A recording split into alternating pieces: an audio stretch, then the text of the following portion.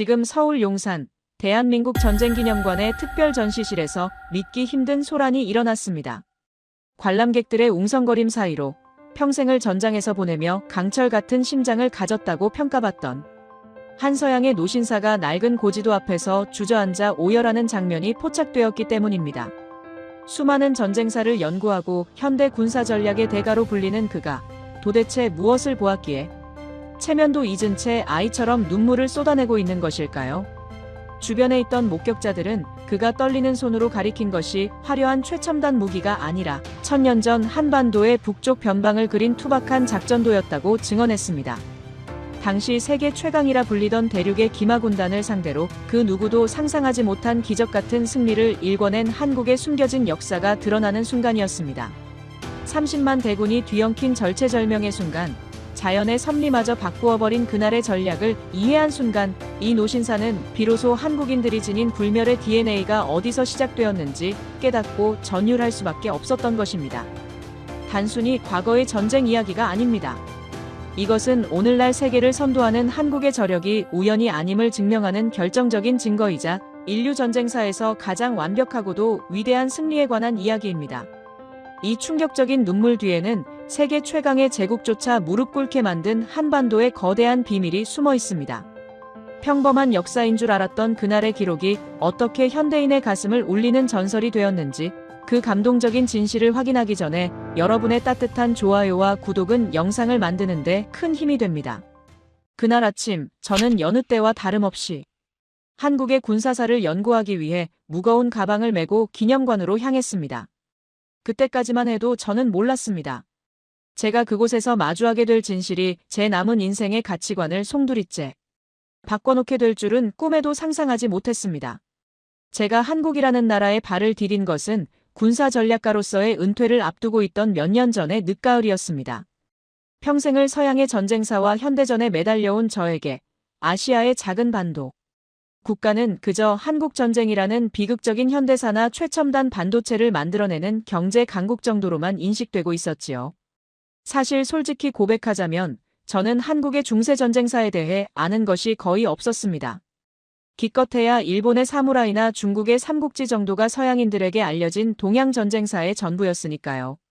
하지만 서울의 차가운 바람이 제 옷깃을 파고들던 그날, 우연히 들른 전쟁기념관 구석진 전시실에서 마주한 낡은 기록들은 제 오만했던 지식을 산산이 부서뜨리고 말았습니다. 그건 단순한 전투 기록이 아니었습니다. 그건 인류 역사상 가장 강력했던 제국을 상대로 불가능이라는 단어를 지워버린 한 민족의 피 끓는 투쟁기이자 숭고한 드라마였습니다. 이야기를 시작하기에 앞서 여러분은 혹시 거란이라는 이름을 들어보셨습니까? 지금의 우리에게는 낯선 이름일지 모르지만 1000년 전 그들은 요나라라는 이름으로 불리며 동아시아를 넘어 세계 최강의 제국으로 군림하고 있었습니다. 제가 자료를 분석하며 가장 놀랐던 점은 그들의 압도적인 무력이었습니다. 당시 중국의 중원을 지배하던 송나라조차 거란과의 전쟁에서 패배해 매년 막대한 양의 은과 비단을 바치며 평화를 구걸해야 했습니다. 송나라는 문명국임을 자처했지만 거란의 말발굽 아래에서는 그저 겁에 질린 사냥감에 불과했지요. 거란의 기병은 현대전으로 치면 기갑부대와 같았습니다. 갑옷으로 중무장한 말과 병사들이 지축을 울리며 달려올 때 보병들이 느끼는 공포는 상상을 초월합니다. 기병 1기가 보병 10명을 상대한다는 말이 공식 기록에 있을 정도였으니까요. 그런 거란이 송나라를 굴복시키고 난 뒤 시선을 돌린 곳이 바로 한반도의 고려였습니다. 당시 세계 지도를 놓고 보면 상황은 더욱 절망적이었습니다. 거란의 영토는 몽골 초원부터 만주, 중국 북부를 아우르는 광활한 대지였고 그들이 동원할 수 있는 병력은 수십만에 달했습니다. 반면 고려는 바다 끝에 매달린 작은 나라였지요. 누가 봐도 이것은 다윗과 골리앗의 싸움조차 되지 않는 바위로 계란을 치는 격이었습니다. 거란의 황제는 자신만만했습니다. 송나라조차 무릎 꿇린 자신들에게 고려 따위는 손가락 하나로도 제압할 수 있는 존재로 보였을 겁니다.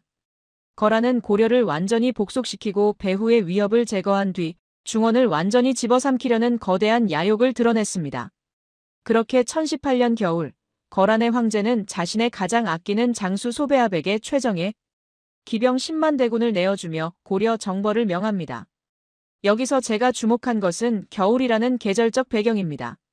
군사 전략을 공부한 사람이라면 누구나 알겠지만 겨울은 공격하는 측에게 결코 유리한 계절이 아닙니다. 혹독한 추위와 부족한 식량, 눈 덮인 험준한 지형은 대군의 이동을 방해하는 최악의 요소니까요. 하지만 거란에게는 믿는 구석이 있었습니다. 바로 고려와 대륙을 가로지르는 국경선, 압록강이었습니다. 평소라면 넓은 강폭 때문에 배를 띄우거나 다리를 놓아야만 건널 수 있는 천연의 요새였지만 영하 20도를 오르내리는 혹한이 닥치면 이야기는 달라집니다. 강물이 꽁꽁 얼어붙어 거대한 얼음도로가 만들어지는 것이죠. 거란의 기병들은 바로 이 점을 노렸습니다. 제가 상상 속에서 그날의 현장을 재구성해 보았을 때 등줄기에 식은땀이 흘렀습니다. 끝없이 펼쳐진 하얀 설원 위로 지평선 너머에서부터 검은 점들이 나타나기 시작합니다. 처음에는 바람 소리인 줄 알았던 웅웅거림이 점차 땅을 울리는 거대한 진동으로 바뀝니다. 수만 마리의 말들이 뿜어내는 하얀 입김이 안개처럼 피어오르고 그 사이로 번뜩이는 칼날과 차가운 눈빛을 가진 전사들이 모습을 드러냅니다. 그들은 단순히 싸우러 온 것이 아니었습니다. 고려라는 나라 자체를 지도에서 지워버리기 위해 온 사신들이었습니다. 당시 고려의 백성들과 병사들이 느꼈을 공포가 어떠했을지 감히 상상조차 되지 않았습니다. 세계 최강의 군대가 그 어떤 자비도 없이 국경을 넘어 쇄도에 들어오는 그 순간 고려의 운명은 마치 바람 앞에 등불처럼 위태로워 보였습니다. 그런데 말입니다. 이 절체절명의 위기 속에서 고려의 대응은 제 예상을 완전히 빗나갔습니다. 보통 이런 상황이라면 공포에 질려 항복을 논하거나 도망치기 바빴을 텐데 고려의 조정은 놀라울 정도로 침착했습니다. 그리고 그 중심에는 이른이 넘은 노장이 서 있었습니다. 그의 이름은 강감찬. 저는 처음에 그가 평생을 전장에서 보낸 뼈굵은 무장일 것이라 짐작했습니다. 하지만 기록을 확인하고 저는 제 눈을 의심했습니다. 그는 과거 시험에 장원 급제한 문신, 즉 펜을 든 학자 출신이었습니다. 칠순의 나이에 칼 한 번 제대로 휘둘러 본 적 없는 문관이 10만 대군을 막아내는 총사령관이 되었다. 서양의 전쟁사에서는 좀처럼 찾아보기 힘든 기이한 인사였습니다. 하지만 이것이 바로 고려라는 나라의 저력이자 제가 한국의 역사에 매료될 수밖에 없었던 첫 번째 반전이었습니다. 강감찬 장군은 단순히 병법서를 달달 외운 샌님과는 차원이 달랐습니다. 그는 거란의 10만 대군이 압록강을 건널 것이라는 사실을 정확히 예측하고 있었습니다. 아니, 어쩌면 기다리고 있었는지도 모릅니다. 그는 이미 전국의 병력을 소집해 20만이 넘는 군사를 조직했고 그들을 적재적소에 배치해둔 상태였습니다. 특히 그가 주목한 곳은 거란군이 국경을 넘자마자 마주칠 수밖에 없는 길목, 바로 흥화진 인근의 삼교천이었습니다. 저는 당시의 지형도와 강감찬 장군의 작전 계획을 현대적인 시뮬레이션 프로그램에 대입해 보았습니다. 결과는 충격적이었습니다. 그는 단순히 병사들의 용맹함에 기대어 싸우려 하지 않았습니다. 그는 지형과 기후, 심지어 물의 흐름까지 계산해 넣은 치밀한 덫을 놓고 있었습니다. 거란군은 자신들이 세계 최강이라는 오만함에 빠져 있었기에 고려군이 감히 평원에서 정면 승부를 걸어오지는 못할 것이라 생각했을 겁니다. 그들은 빠른 기동력을 살려 고려의 방어선을 우회하고 곧바로 수도인 개경으로 진격해 왕의 항복을 받아낼 계획이었지요. 하지만 그들이 간과한 것이 있었습니다. 고려인들은 자신들의 땅을, 자신들의 산과 강을 누구보다 잘 알고 있었다는 사실입니다. 강감찬 장군은 소가죽을 엮어 삼교천 상류의 물길을 막았습니다. 쇠가죽을 꿰매어 굵은 밧줄로 연결하고 그 안에 돌과 흙을 채워 거대한 둑을 쌓은 것입니다. 영하의 날씨에 차가운 강물에 뛰어들어 가죽을 엮고 둑을 쌓았을 고려 병사들의 고통을 생각해 보십시오. 손발이 얼어터지고 살점이 떨어져 나가는 추위 속에서도 그들은 묵묵히 명령을 수행했습니다. 왜냐하면 그들 뒤에는 지켜야 할 가족이, 고향이, 그리고 나라가 있었기 때문입니다. 그들은 알고 있었습니다. 여기서 막지 못하면 내 가족이 유린당하고 내 아이들이 노예가 될 것임을. 그 절박함이 불가능한 공사를 가능하게 만들었습니다. 드디어 결전의 날이 밝았습니다. 아무것도 모르는 거란의 선봉대가 삼교천을 건너기 시작했습니다. 강물은 얕아 보였고 얼음은 단단해 보였습니다. 기병들은 거침없이 말에 박차를 가하며 강을 건넜습니다. 수만 명의 기병이 강 한복판에 이르렀을 때 둑 뒤에 숨죽이고 있던 고려군에게 신호가 떨어졌습니다. 둑이 터지는 굉음은 마치 천둥소리와 같았을 것입니다. 억눌려 있던 엄청난 양의 강물이 봇물 터지듯 쏟아져 내리며 거대한 얼음 조각들과 함께 거란군을 덮쳤습니다. 이 장면을 영화처럼 머릿속에 그려보십시오.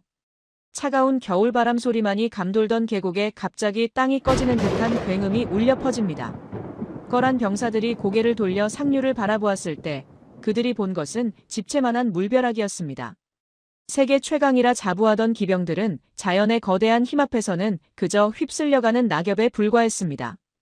차가운 강물은 순식간에 갑옷 입은 병사들을 집어삼켰고 놀란 말들은 서로 뒤엉켜 아수라장이 되었습니다.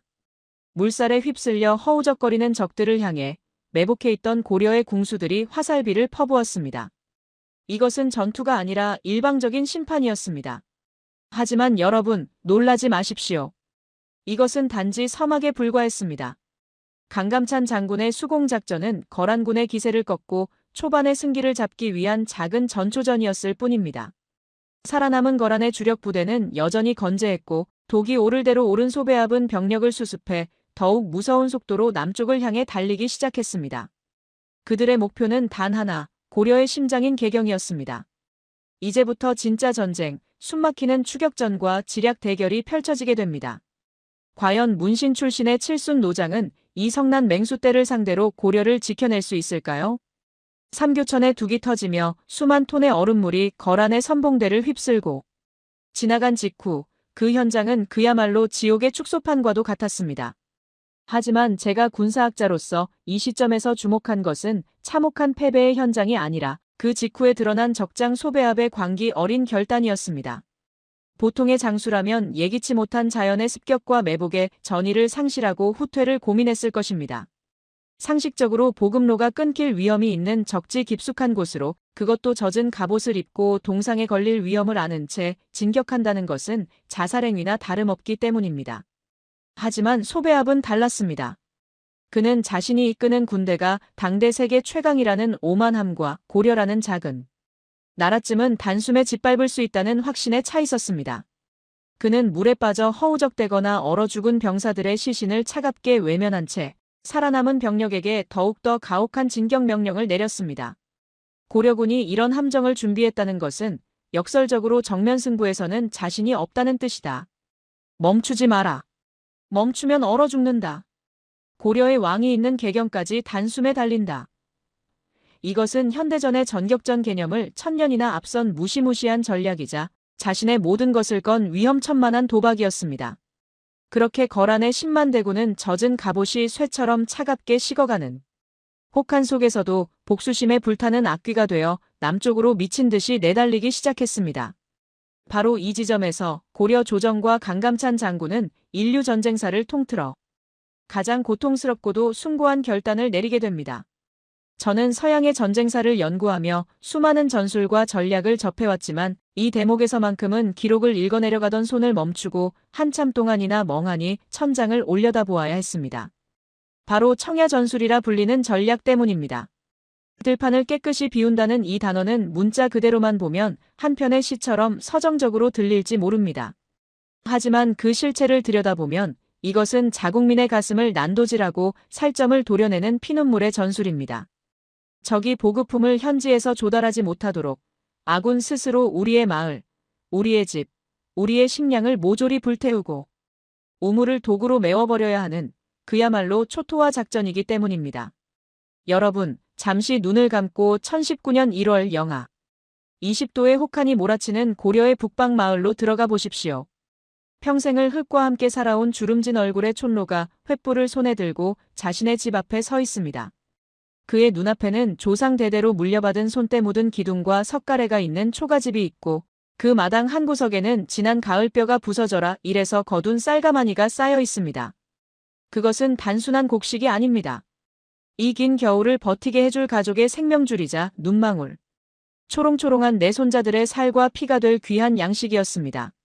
그런데 관군이 와서, 아니 촌장 스스로가 피를 토하는 심정으로 외칩니다. 태우시오. 놈들에게 쌀 한 톨, 물 한 모금도 남겨주면 안 됩니다. 놈들이 이걸 먹고 힘을 내서 우리 아이들을 죽이게 놔둘 수는 없지 않습니까? 그 명령을 듣는 백성들의 심정이 어떠했을지 감히 상상이나 되십니까? 서양의 중세 전쟁사였다면 어땠을까요? 영주의 가혹한 명령에 반발해 농노들이 폭동을 일으키거나 살기 위해 적군에게 투항하여 식량을 내주고 목숨을 구걸했을 것입니다. 인간의 생존 본능 앞에서는 애국심도 충성심도 사치에 불과하니까요. 하지만 제가 발견한 기록 속의 고려 백성들은 달랐습니다. 그들은 울부짖으면서도 기어이 횃불을 던졌습니다. 내 자식이 굶어 죽는 한이 있어도 오랑캐 놈들의 배를 불릴 수는 없다. 아버지는 눈물을 흘리며 지붕에 불을 놓았고 어머니는 아이들의 눈을 가린 채 우물에 흙과 오물을 퍼부었습니다. 타닥 타닥 타오르는 불길이 건조한 초가 지붕을 집어삼키고 매캐한 검은 연기가 하늘을 뒤덮어 대낮의 태양마저 가려버렸습니다. 마을 전체가 붉은 화염에 휩싸여 무너져 내릴 때 백성들은 짐 보따리 하나만 달랑 맨 채 뒤도 돌아보지 못한 채 눈물범벅이 된 얼굴로 산성을 향해 깊은 산속을 향해 정처 없는 피난길에 올랐습니다. 수백 리에 걸친 고려의 북방 영토 전체가 그렇게 스스로 잿더미가 되었습니다. 이것은 단순한 군사작전이 아니었습니다. 민족 전체가 공유하는 거대한 분노이자 죽음을 각오하고서라도 나라를 지키겠다는 슬픈 연대였습니다. 이 장면을 머릿속에 그리는 것만으로도 가슴이 먹먹해지지 않습니까? 이것이 바로 한국인들의 피 속에 흐르는 위기 앞에서 더욱 강해지는 무서운 단결력의 실체였던 것입니다. 그렇게 텅 빈, 아니 스스로 죽어버린 땅에 거란의 대군이 들어섰습니다. 소배압과 그의 병사들은 경악을 금치 못했습니다. 며칠을 미친 듯이 달려도 사람 그림자 하나 보이지 않았습니다. 몸을 녹이며 쉴 만한 집은 모두 타버려 앙상한 숯덩이만 남았고 목을 축이려 우물을 찾으면 썩은 내가 진동했습니다. 그들이 기대했던 약탈은 애초에 불가능했습니다. 타초곡이라 하여 현지에서 식량을 조달하는 것이 거란군의 주된 보급 방식이었는데 그 전제가 완전히 무너져버린 것입니다. 그들이 말에 싣고 온 비상식량은 바닥을 드러내기 시작했고 영하 20도의 혹한 속에서 굶주린 말들은 픽픽 쓰러져 죽어갔습니다. 천하무적이라던 기병들은 죽은 말의 가죽을 벗기고 생고기를 뜯어먹으며 연명해야 했습니다. 밤이 되면 굶주림과 추위에 지친 병사들의 신음소리가 진영을 가득 메웠고 그들의 눈동자에서 서서히 정복자의 오만함이 사라지고 그 자리에 생존에 대한 원초적인 공포가 들어차기 시작했습니다. 아무도 직접 칼을 겨누고 공격하지 않는데 병사들이 죽어가는 기이한 전쟁. 고려의 텅 빈 들판 자체가 거란군을 조여오는 거대한 무기가 된 것입니다. 그럼에도 불구하고 거란군은 기어이 고려의 수도 개경 앞까지 도달했습니다. 굶주림과 추위에 이성이 마비되어버린 그들에게 개경은 유일한 희망이었습니다. 왕을 잡고 항복을 받아내거나 최소한 성 안에 풍부한 식량을 털어야만 살 수 있었으니까요. 하지만 여기서 그들은 또 한 번 예상치 못한 절망과 마주합니다. 성문은 굳게 닫혀 있었고 성벽 위에는 30만 개경. 시민과 결사항전을 맹세한 황제 현종이 버티고 있었습니다. 저는 이 젊은 황제의 드라마틱한 변화에 특히 주목했습니다. 1차, 2차 침입 당시만 해도 겁에 질려 수도를 버리고 먼 남쪽으로 피난을 가야 했던 유약한 왕은 더 이상 그곳에 없었습니다. 그는 신하들의 만류를 뿌리치고 성벽 가장 높은 곳에 올라 차가운 바람을 맞으며 단호하게 외쳤습니다. 나는 더 이상 백성을 버리고 도망치지 않는다. 이 성이 무너지면 나의 무덤도 이곳이 될 것이다. 황제가 도망가지 않고 우리와 함께 죽기로 결심했다는 소식은 기적을 만들어냈습니다. 청야 전술로 집을 잃고 성 안으로 들어온 피난민들이 몽둥이와 돌을 들고 성벽으로 모여들었습니다. 훈련받은 병사가 아니어도 상관없었습니다. 여자들은 행주치마에 뜨거운 물과 돌을 날랐고 노인들은 창을 갈았습니다. 어린아이들조차 돌멩이를 주워 날랐습니다. 성 밖의 거란군이 본 것은 공포에 질려 떨고 있는 패잔병들이 아니라 눈에서 파란 불을 뿜어내는 수십만의 성난 호랑이들이었습니다. 개경 전체가 하나의 거대한 요새이자 살아있는 생명체처럼 숨쉬며 거란군을 노려보고 있었습니다. 소배압은 직감했습니다. 이 성은 함락시킬 수 없다. 아니, 함락시키려다가는 우리가 먼저 굶어 죽는다. 밖에는 먹을 것이 없고 안에는 죽음을 불사한 군대가 버티고 있으며 뒤에서는 강감찬 장군이 보낸 추격대장 김종현의 기병 1만 기가 맹렬한 기세로 쫓아오고 있다는 첩보가 들어왔습니다. 보급은 끊겼고 병사들은 동상과 기아로 죽어가고 왕을 잡을 수도 없는 상황. 세계 최강이라 자부하던 거란의 원정군은 덫에 걸린 쥐꼴이 되고 말았습니다. 소배압은 입술을 깨물며 피눈물을 흘렸습니다. 그리고 결국 천하를 호령하던 거란의 대장군은 치욕스러운 명령을 내릴 수밖에 없었습니다. 퇴각하라. 전군, 말머리를 돌려라. 북쪽으로 돌아간다. 그 명령이 떨어지는 순간 사냥꾼과 사냥감의 위치가 완벽하게 뒤바뀌었습니다. 침략자였던 거란군은 이제 오로지 살기 위해 도망치는 비참한 도망자가 되었고, 수비하던 고려군은 그들의 숨통을 끊기 위해 쫓는 무서운 추격자가 되었습니다. 하지만 강감찬 장군은 단순히 그들을 국경 밖으로 쫓아내는 것으로 만족할 생각이 추호도 없었습니다. 그는 뼛속까지 전략가였습니다. 그는 알고 있었습니다. 어설프게 살려보내면 그들은 언젠가 전열을 정비해 다시 쳐들어올 것임을. 내 아들이, 내 손자들이 또다시 집을 태우고 피난길에 오르는 고통을 겪게 할 수는 없다는 것을 말입니다. 그래서 그는 이 지긋지긋한 30년 전쟁의 사슬을 영원히 아주 확실하게 끊어내기로 결심합니다. 거란군이 돌아갈 길은 왔던 길뿐입니다. 험준한 산맥에 막혀 다른 우회로는 없었습니다. 강감찬 장군은 그들의 퇴각 경로를 손바닥 보듯 꿰뚫고 있었고 20만의 고려군을 이끌고 미리 그들이 지나갈 수밖에 없는 길목으로 이동해 있었습니다. 그곳은 바로 산과 산 사이 좁은 평원이 펼쳐진 곳. 훗날 역사가들이 귀주라고 기록하게 될 운명의 전장이었습니다. 퇴각하는 10만 거란군은 굶주리고 지쳐 있었지만 살아서 고향으로 돌아가겠다는 일념 하나로 뭉친 쥐떼와 같았습니다. 궁지에 몰린 쥐는 고양이도 문다는 말이 있습니다. 그들은 살기 위해 그 어떤 때보다 필사적으로 악착같이 덤벼들 것입니다. 그 살기등등한 10만 대군을 막아서야 하는 상황. 강감찬 장군은 비장한 표정으로 귀주의 벌판을 내려다보며 천천히 검을 뽑아들었습니다. 71세의 노장이 뿜어내는 살기는 영하의 추위마저 얼어붙게 만들 정도로 차갑고 날카로웠습니다. 그는 하늘을 향해 그리고 뒤따르는 수만 명의 병사들을 향해 나직하지만 그 어떤 고함보다 힘있는 목소리로 맹세했습니다. 단 한 놈도 살려보내지 마라. 놈들이 다시는 이 땅을 넘보지 못하도록 오늘 이 강물이 붉게 물들 때까지 우리는 멈추지 않는다. 이제 곧 두 제국의 운명을 건 최후의 대격돌이 시작됩니다. 30만 명의 인간과 수만 마리의 말이 뒤엉킬 귀주 벌판.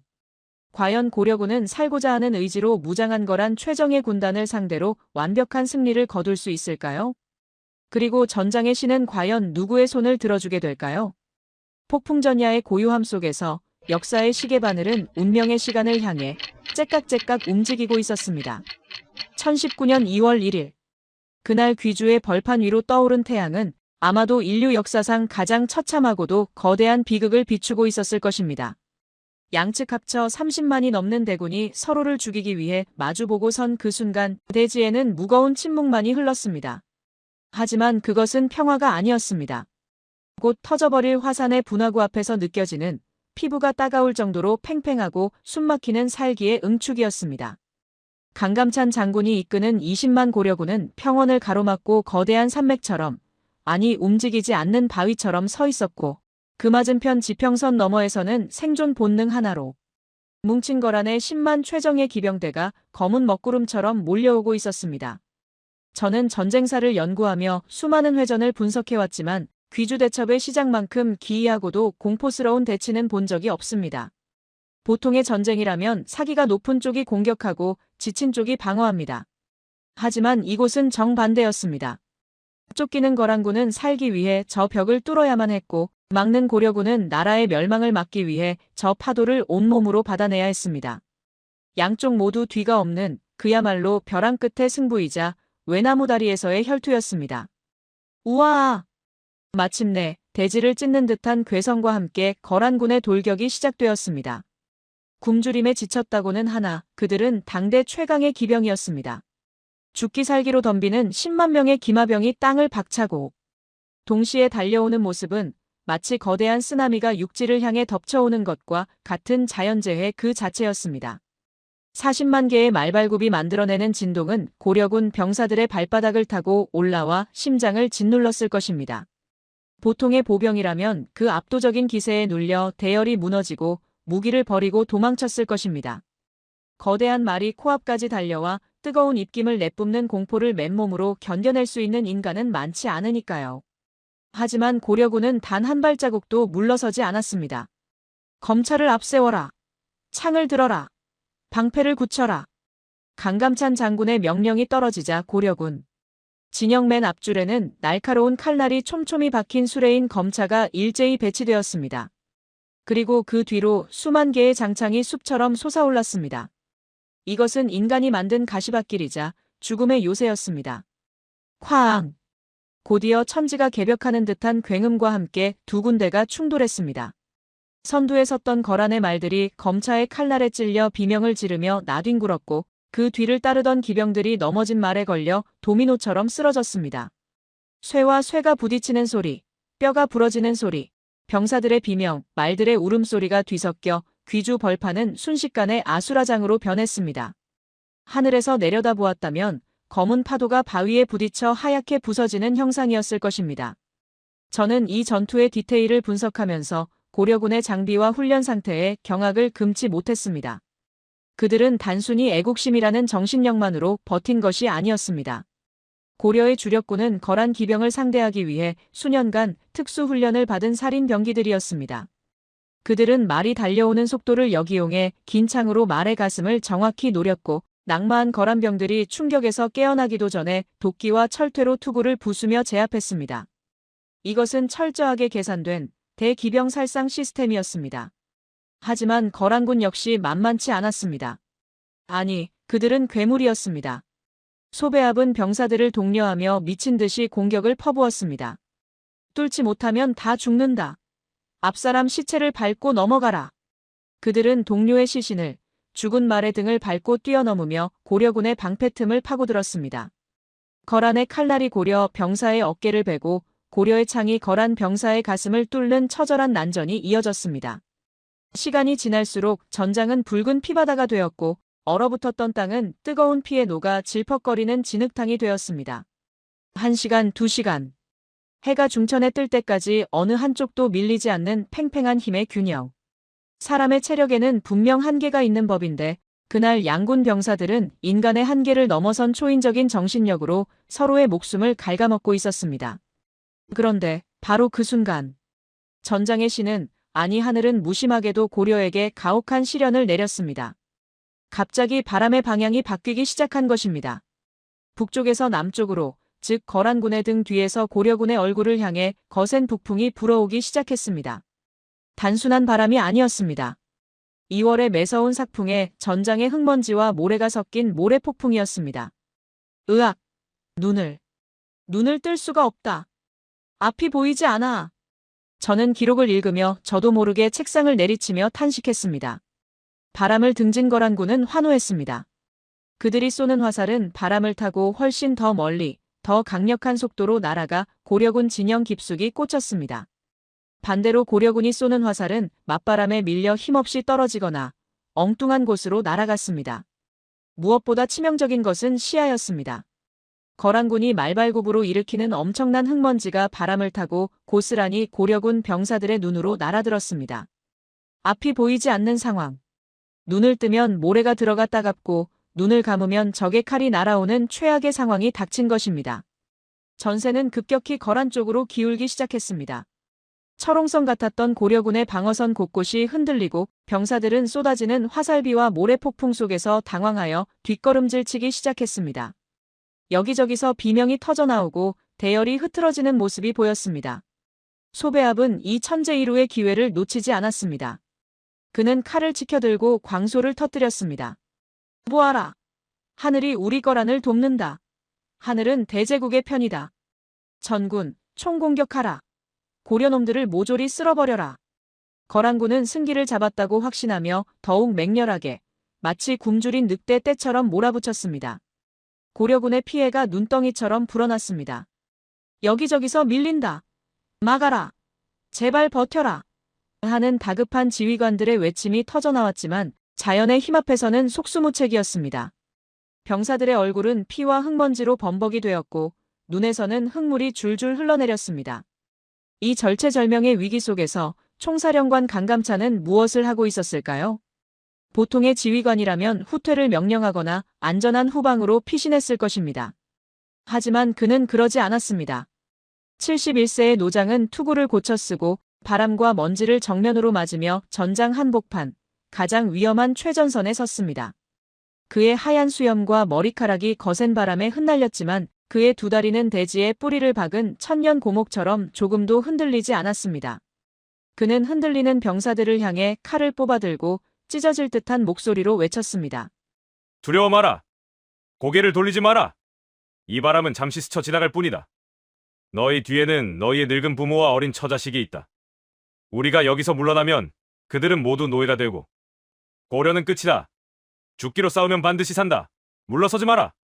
노장의 급히 끓는 외침은 모래바람을 뚫고 병사들의 가슴에 비수처럼 박혔습니다. 눈에 흙이 들어가 눈물을 흘리면서도 팔이 잘려나가는 고통 속에서도 병사들은 다시 창을 잡았습니다. 옆에 전우가 쓰러지면 그 자리를 다른 전우가 메웠습니다. 그래, 여기서 죽자. 내 가족을 위해, 내 나라를 위해 여기서 뼈를 묻자. 무너질 듯 하면서도 고려군의 방어선은 기적처럼, 정말이지 기적처럼 버텨냈습니다. 그것은 전술이 아니었습니다. 그것은 혼이었습니다. 하지만 상황은 여전히 절망적이었습니다. 야속한 바람은 멈출 기미가 보이지 않았고 병사들의 체력은 바닥나고 있었습니다. 수적으로도 지형적으로도 심지어 날씨마저도 적의 편인 상황. 이대로라면 고려군의 전멸은 시간 문제처럼 보였습니다. 거란의 소배합은 이미 승리의 단맛을 느끼며 마지막 일격을 준비하고 있었습니다. 제가 이 대목에서 원고를 쓰며 가장 가슴 졸였던 이유는 바로 이 순간이 영화보다 더 영화 같은 반전이 일어나기 직전의 가장 어두운 새벽이었기 때문입니다. 인간의 힘으로 할 수 있는 모든 노력을 다 쏟아붓고 이제는 오직 하늘의 처분만을 기다려야 하는 그 숨막히는 진인사 대천명의 순간. 그때였습니다. 저 멀리 남쪽 지평선 끝, 뿌연 흙먼지 사이로 무언가가 보이기 시작했습니다. 처음에는 그저 아지랑이나 신기루인가 싶었습니다. 하지만 곧 땅이 울리기 시작했습니다. 거란군의 말발굽 소리와는 다른, 더 묵직하고 더 규칙적인 거대한 진동. 그리고 바람을 뚫고 들려오는 웅장한 쇠의 울림과 북소리. 등, 등, 등. 그것은 강감찬 장군이 만약의 사태를 대비해 개경 방어를 위해 남겨두었던, 그리고 소배합을 추격하기 위해 가장 뒤처져 달려오던 김종현 장군의 1만 중갑 기병대였습니다. 그들은 지친 말이 거품을 물고 쓰러질 때까지 쉬지 않고 달려와 기적처럼 전장의 뒷문을 열고 나타난 것입니다. 단순한 지원군이 아니었습니다. 지칠 대로 지친 거란군의 뒤통수를 칠 수 있는 가장 날카로운 비수였습니다. 그리고 바로 그 순간 거짓말처럼, 정말 거짓말처럼 거세게 불던 바람의 방향이 바뀌기 시작했습니다. 고려군의 얼굴을 때리던 북풍이 잦아들더니 깃발이 반대 방향으로 펄럭이기 시작했습니다. 남쪽에서 북쪽으로, 즉 고려군의 등 뒤에서 거란군을 향해 거대한 남풍이, 신풍이 몰아치기 시작한 것입니다. 바람이다. 바람이 바뀌었다. 이것은 신의 뜻이다. 누군가 피를 토하듯 쉰 목소리로 외쳤습니다. 고려군 병사들의 등 뒤에서 불어오기 시작한 남풍은 단순한 공기의 흐름이 아니었습니다. 그것은 죽어가던 고려의 운명을 되살리는 신의 숨결이자 억울하게 죽어간 고려 백성들의 원혼이 만들어낸 기적의 바람이었습니다. 조금 전까지 고려군을 괴롭히던 그 지독한 흙먼지가 이제는 거대한 파도가 되어 거란군의 얼굴을 정통으로 강타하기 시작했습니다. 상황은 순식간에 그리고 극적으로 역전되었습니다. 거란 병사들은 눈을 뜰 수 없어 비명을 질렀고 그들이 쏘아 올린 화살은 역풍을 맞고 힘없이 제자리로 떨어지거나 심지어 아군에게 되돌아와 꽂혔습니다. 반면 고려군이 쏘는 화살은 바람을 타고 무시무시한 속도로 날아가 거란군의 갑옷을 종이장처럼 뚫어버렸습니다. 슈, 벅 하는 소리가 전장을 가득 메웠고 앞이 보이지 않아 허우적대던 거란 기병들은 영문도 모른 채 말 위에서 굴러떨어졌습니다. 그리고 바로 그 순간 남쪽 지평선을 울리며 등장한 김종현 장군의 1만 중갑 기병대가 거란군의 후방을 강타했습니다. 쿵, 쾅 하는 굉음은 마치 거대한 강철 망치가 쇠를 두드리는 소리와 같았습니다. 거란군은 자신들의 뒤가 뚫렸다는 사실조차 인지하지 못한 채 무방비 상태에서 등 뒤를 내주어야 했습니다. 고려의 중갑 기병들은 말이 입은 갑옷인 마갑으로 무장하여 그 자체로 달리는 성벽과 같았습니다. 그들이 거란군의 후미를 들이받자 거란의 진영은 순식간에 종이장처럼 구겨졌습니다. 앞에서는 강감찬의 본대가, 뒤에서는 김종현의 기병대가 거란군을 샌드위치처럼 압박해 들어간 것입니다. 군사학에서는 이를 망치와 모루 전술이라고 부릅니다. 고려군 본대가 단단한 모루가 되어 버티고 기병대가 망치가 되어 적을 내려치는 것이지요. 하지만 이날의 전술은 그보다 더 완벽했습니다. 바람이라는 자연마저 고려의 편이 되어 적들의 눈과 귀를 막아버렸으니까요. 전장의 한복판에 서 있던 강감찬 장군은 이 결정적인 순간을 놓치지 않았습니다. 71세의 노장은 하늘을 향해 치켜들었던 거물 적진을 향해 힘차게 내리그으며 단전에서부터 끓어오르는 목소리로 사자후를 토했습니다. 전군, 총공격하라. 단 한 놈도 살려보내지 마라. 놈들에게 고려의 분노를 보여줘라. 밟아라. 찢어라. 그리고 승리하라. 그 명령은 마법과도 같았습니다. 추위와 굶주림, 부상으로 서 있기조차 힘들었던 고려 병사들의 몸에서 믿을 수 없는 괴력이 솟아났습니다. 와! 하는 함성이 귀주 벌판을 뒤흔들자 대지가 공포에 질려 떠는 듯 했습니다. 방패를 앞세우고 수세에 몰려있던 고려군이 본물 터지듯 앞으로 뛰쳐나갔습니다. 도끼를 든 병사는 적의 다리를 찍었고 창을 든 병사는 적의 심장을 찔렀습니다. 넘어진 적을 방패로 찍어 누르고 부러진 창자루로 적의 투구를 가격했습니다. 그것은 더 이상 전투가 아니었습니다. 30년 동안 이어진 침략, 내 집을 태우고 내 가족을 죽인 원수들을 향한 처절한 복수극이었습니다. 반면 거란군은 완전히 붕괴되었습니다. 지휘체계는 마비되었고 공포는 전염병처럼 번져나갔습니다. 앞이 보이지 않는 모래폭풍 속에서 어디가 앞이고 어디가 뒤인지 분간조차 할 수 없었습니다.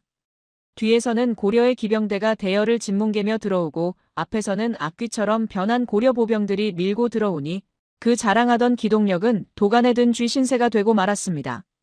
말들은 놀라 날뛰며 자기 편 병사들을 밟았고 장수들의 명령은 병사들의 비명소리에 묻혀버렸습니다.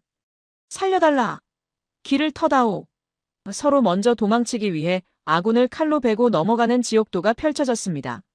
세계 최강이라던 거란의 10만 대군이 그 무적의 신화가 귀주의 진흙탕 속에서 처참하게, 아주 비참하게 깨져나가고 있었습니다.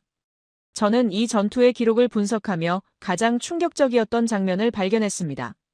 그것은 바로 강감찬 장군의 치밀한 포위 섬멸 계획이었습니다. 보통 10만 명이나 되는 대군은 패배하더라도 일부는 포위망을 뚫고 도망가기 마련입니다.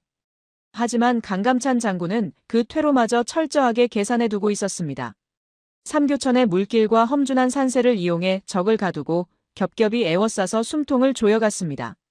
도망칠 곳을 잃은 거란 병사들이 향할 수 있는 곳은 오직 차가운 강물뿐이었습니다.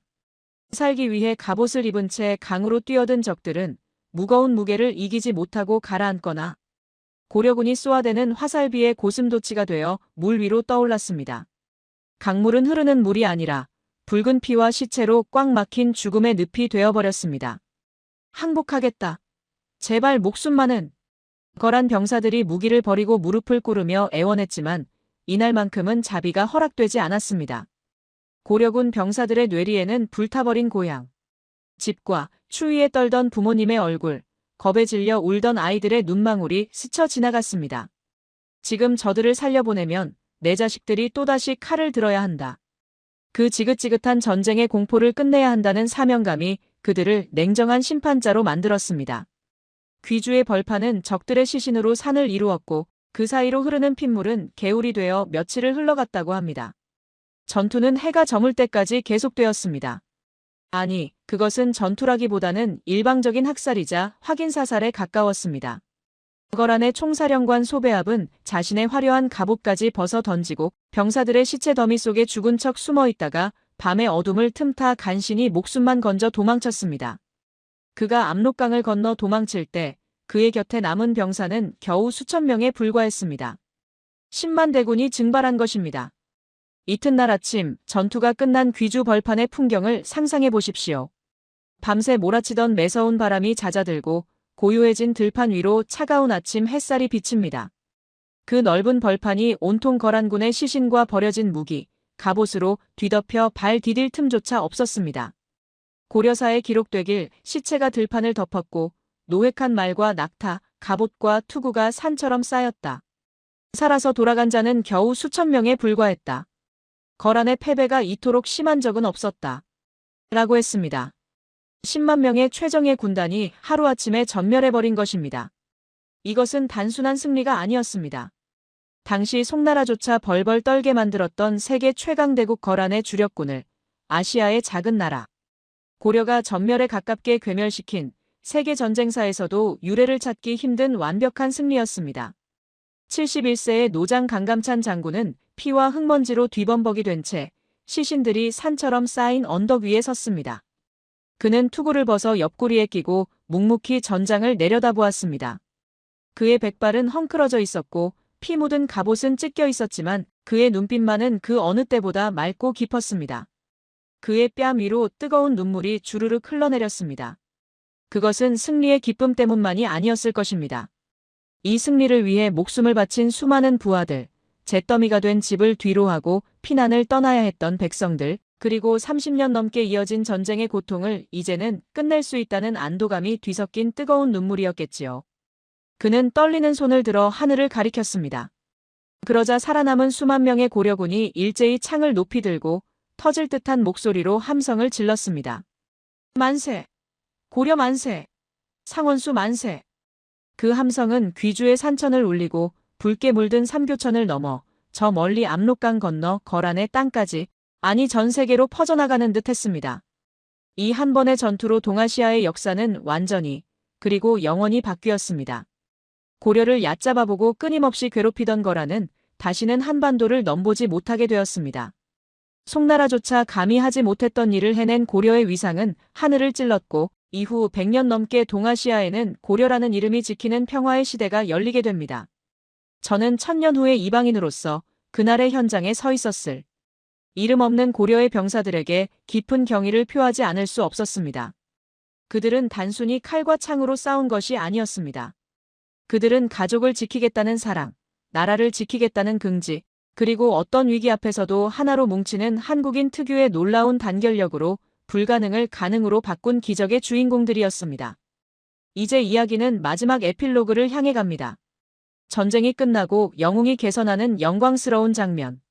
그리고 이 위대한 역사가 오늘날의 대한민국에 어떤 의미로 남아있는지 제 개인적인 깨달음을 전하며 이 긴 여정을 마무리하려 합니다.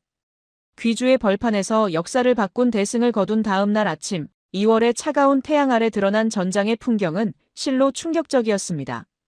거란군이 버리고 간 수만 마리의 낙타와 말, 산처럼 쌓인 갑옷과 무기들은 그야말로 지평선을 덮을 정도였습니다. 기록에 따르면 이때 고려군이 노획한 군수 물자는 고려의 국고를 가득 채우고도 남아 수십 년 동안 사용할 수 있을 정도였다고 합니다. 하지만 71세의 총사령관 강감찬 장군은 그 엄청난 전리품들 앞에서도 웃지 않았습니다. 그는 피비린내가 채 가시지 않은 들판을 거닐며 싸늘한 주검이 되어 누워있는 부하들의 얼굴을 하나하나 어루만졌습니다. 승리의 영광 뒤에는 누군가의 아들이자 누군가의 아버지였던 이들의 희생이 있었음을 뼈저리게 느끼고 있었기 때문입니다. 장군은 떨리는 손으로 술잔을 들어 전사자들의 너클 위로하는 제사를 올렸고 그제야 긴장이 풀린 듯 바닥에 주저앉아 소리 없는 눈물을 흘렸습니다. 그것은 안도감과 미안함, 그리고 형용할 수 없는 슬픔이 뒤섞인 장수의 눈물이었습니다. 전열을 정비한 고려군이 수도 개경으로 향하는 개선 행진은 그야말로 눈물바다였습니다. 청야 전술로 인해 불타버린 마을을 지나갈 때마다 산속에 숨어있던 백성들이 뛰쳐나와 군인들의 손을 잡고 통곡했습니다. 장군님 덕분에 살았습니다. 우리 고려가 이겼습니다. 잿더미가 된 집터 위에서 백성들은 숨겨두었던 주먹밥과 물을 꺼내 병사들에게 건넸고 병사들은 자신의 식량을 털어 굶주린 아이들에게 나누어 주었습니다. 집은 불탔지만 나라는 지켰다는 안도감, 그리고 이제 다시 시작할 수 있다는 희망이 숙검정이 된 그들의 얼굴에 묘한 생기를 불어넣고 있었습니다. 저는 이 장면이야말로 전쟁의 승패보다 더 중요한 고려라는 나라가 왜 무너질 수 없는지를 보여주는 가장 아름다운 증거라고 생각했습니다. 그리고 1019년 봄 기운이 아지랑이처럼 피어오르던 어느 날, 마침내 강감찬 장군과 본대가 개경 근교에 도착했습니다. 그런데 성문 밖 30리 지점인 영저교 앞에는 믿기 힘든 광경이 펼쳐져 있었습니다. 화려한 의장대와 만조백관, 그리고 수만 명의 백성들. 맨 앞에 황금빛 용포를 입은 황제, 현종이 서 있었던 것입니다. 보통 전쟁에서 승리한 장수가 돌아오면 궁궐 마당에서 왕을 아련하는 것이 관례입니다. 왕이 직접 도성 밖 먼 곳까지 마중을 나오는 것은 전례가 없는 파격 중의 파격이었습니다. 저 멀리 흙먼지를 일으키며 낡은 갑옷을 입은 노장이 다가오자 현종은 체면도 위엄도 잊은 채 버선발로 달려나갔습니다. 말에서 황급히 내려 땅에 엎드리려는 강감찬 장군을 황제는 급히 일으켜 세웠습니다. 그리고 거칠고 굳은 살이 박인 늙은 장군의 두 손을 자신의 뺨에 갖다 대고 비비며 어린아이처럼 펑펑 울음을 터뜨렸습니다. 경이 아니었다면 내가 어찌 오늘 이 자리에 있을 수 있었겠소. 경이 나라를 구했소. 경이 우리 모두를 살렸소. 황제의 뜨거운 눈물이 장군의 손등을 적셨습니다. 30년 전 거란의 1차 침입 때 소년이었던 왕과 늙은 신하. 두 사람은 서로를 끌어안고 한참 동안이나 말을 잇지 못했습니다. 그 모습을 지켜보던 수만 명의 백성과 군사들도 함께 오열했습니다. 그것은 단순한 군신 관계를 넘어 생사를 함께한 전우이자 가족으로서 나누는 뜨거운 교감이었습니다.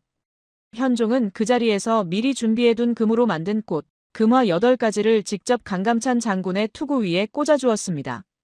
20만의 대군을 지휘하느라 백발이 성성해진 노장의 머리 위에서 금화는 찬란하게 빛났습니다. 황제는 한 손으로는 장군의 손을 잡고 다른 한 손으로는 술잔을 높이 들어 올리며 목이 터져라 외쳤습니다. 오늘을 기억하라. 우리는 단순히 오랑캐를 물리친 것이 아니다. 우리는 우리의 존엄을 지켰고 우리 아이들이 살아갈 미래를 지켰다. 이 위대한 승리는 1000년이 지나도 결코 잊혀지지 않을 것이다.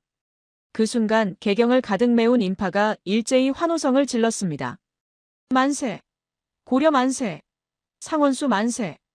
그 함성은 개경의 하늘을 찌르고도 남아 한반도 전역으로 퍼져나가는 듯 했습니다.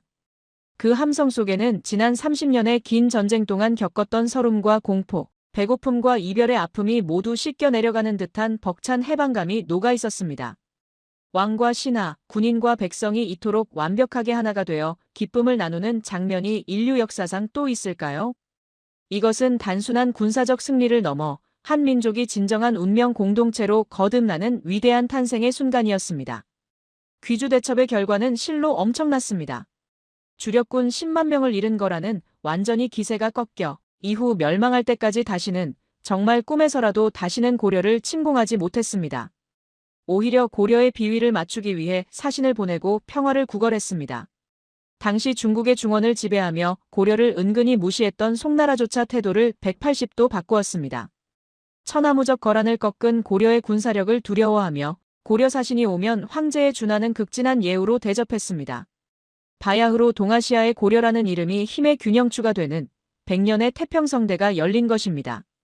강감찬 장군과 이름 없는 병사들이 흘린 피가 후손들에게 100년이라는 평화의 시간을 선물한 셈입니다. 저는 서울 용산 전쟁기념관의 낡은 지도 앞에서 왜 그토록 눈물을 흘릴 수밖에 없었는지 이제야 명확히 말씀드릴 수 있습니다. 제가 그곳에서 마주한 것은 1000년 전에 박제된 전쟁 이야기가 아니었습니다. 저는 그 안에서 오늘날 대한민국을 만든 거대한 뿌리, 그 불멸의 생존 DNA를 발견했기 때문입니다. 생각해 보십시오. 세계 유일의 분단 국가, 자원 하나 없는 작은 땅덩어리, 수많은 외세의 침략과 36년의 식민 지배, 그리고 모든 것을 잿더미로 만든 6.25 전쟁까지. 서양의 시각에서 볼 때 대한민국은 진작에 지도에서 사라졌거나 영원한 빈곤국으로 남았어야 할 나라였습니다. 하지만 여러분은 보란듯이 살아남았습니다. 아니, 단순히 살아남는 것을 넘어 세계 10위권의 경제. 대국 K컬처를 이끄는 문화강국, 세계 최강의 군사력을 가진 나라로 우뚝 섰습니다. 도대체 그 불가사의한 힘은 어디서 나오는 것일까요? 저는 단언컨대 귀주 대첩의 현장에 그 답이 있다고 확신합니다. 위기가 닥치면 내 집을 태워서라도 적을 막아내는 처절한 희생정신, 71세의 노장부터 돌을 나르던 어린아이까지 하나로 뭉치는 놀라운 단결력, 그리고 불가능해 보이는 상황에서도 끝까지 포기하지 않고 기적의 바람을 만들어내는 그 끈기. 1000년 전 귀주 벌판에서 거란군을 쓸어버렸던 그 바람은 멈추지 않았습니다. 그 바람은 임진왜란 때 의병들의 횃불로, 일제강점기 독립운동가들의 태극기로, 1950년 낙동강 전선의 결사항전으로, 1997년 장롱 속 금반지를 꺼내던 어머니들의 손길로, 그리고 2002년 광화문을 붉게 물들인 함성으로 이어져 지금 이 순간에도 여러분의 피 속에 그대로 흐르고 있습니다. 많은 서양인들이 한국을 보며 묻습니다. 한국은 도대체 어떻게 그 짧은 시간에 그런 기적을 만들었습니까? 이제 저는 그들에게 자신 있게 대답할 수 있습니다. 그것은 기적이 아닙니다. 그들은 이미 1000년 전부터 그런 사람들이었습니다. 위기 앞에서 더 강해지고 최악의 시련 속에서 가장 찬란한 꽃을 피우는 사람들. 그들에게는 패배를 모르는 역사가 있습니다. 지금 삶이 힘들고 지치신 분이 계신가요? 거대한 벽 앞에 서 있는 것처럼 막막하고 두려우신가요? 그렇다면 기억하십시오. 여러분의 가슴 속에는 세계 최강의 제국도 무릎 꿇게 만든 강감찬 장군의 기백이, 그리고 가족을 지키기 위해 맨손으로 성벽을 쌓았던 그 이름 없는 영웅들의 뜨거운 피가 흐르고 있다는 사실을요. 여러분은 그 위대한 승리자들의 후손입니다. 그 어떤 시련도 여러분을 무너뜨릴 수는 없습니다. 1000년 전 그날처럼 바람은 결국 여러분의 편이 되어 불어올 것입니다. 그리고 여러분은 반드시 승리할 것입니다. 오늘 전해드린 고려와 거란의 전쟁, 그리고 노장 강감찬 장군의 눈물겨운 사연 어떠셨나요? 우리는 종종 팍팍한 현실에 치여 우리가 얼마나 위대한 역사를 가진 민족인지, 또 얼마나 강인한 힘을 물려받은 사람들인지 잊고 살 때가 많습니다. 하지만 오늘 한 서양인 노신사의 시선을 통해 바라본 우리 역사는 분명히 말해주고 있습니다. 지금 우리가 누리고 있는 이 평화와 번영은 결코 우연히 얻어진 것이 아니라고 말이죠. 1000년 전 가족을 위해 스스로 집을 태우고 나라를 위해 기꺼이 목숨을 던졌던 그 수많은 이름 없는 영웅들의 피와 땀이 있었기에 오늘의 대한민국이 존재할 수 있었습니다. 어쩌면 여러분이 힘든 순간마다 오뚜기처럼 다시 일어설 수 있었던 힘도, 위기 때마다 하나로 뭉치는 그 뜨거운 마음도 바로 그날 귀주의 벌판에서 불어왔던 승리의 바람이 여러분의 가슴 속에 여전히 살아 숨쉬고 있기 때문일 것입니다. 오늘 이 시간이 단순한 역사 이야기를 넘어 여러분 스스로에 대한 자부심을 되찾고 지친 마음에 작은 위로를 얻는 소중한 시간이 되었기를 진심으로 바랍니다. 나는 자랑스러운 대한민국의 후손입니다. 오늘 이야기에 가슴이 뜨거워지셨다면 댓글에 여러분의 다짐이나 강감찬 장군님께 드리는 감사의 인사를 남겨주세요. 여러분의 소중한 댓글 하나하나가 모여 우리 역사를 더 널리 알리는 큰 목소리가 됩니다. 그리고 이 감동적인 이야기가 더 많은 분들에게 전해질 수 있도록 좋아요를 꼭 눌러주시고, 아직 구독하지 않으셨다면 구독과 알림 설정을 통해 앞으로 전해드릴 더 놀랍고 가슴 벅찬 해외 감동 사연들을 가장 먼저 만나보시길 바랍니다. 저는 다음 시간에도 여러분의 가슴을 울리는 따뜻한 이야기, 마음을 시원하게 하는 이야기로 다시 찾아오겠습니다. 긴 시간 함께 해주셔서 감사합니다.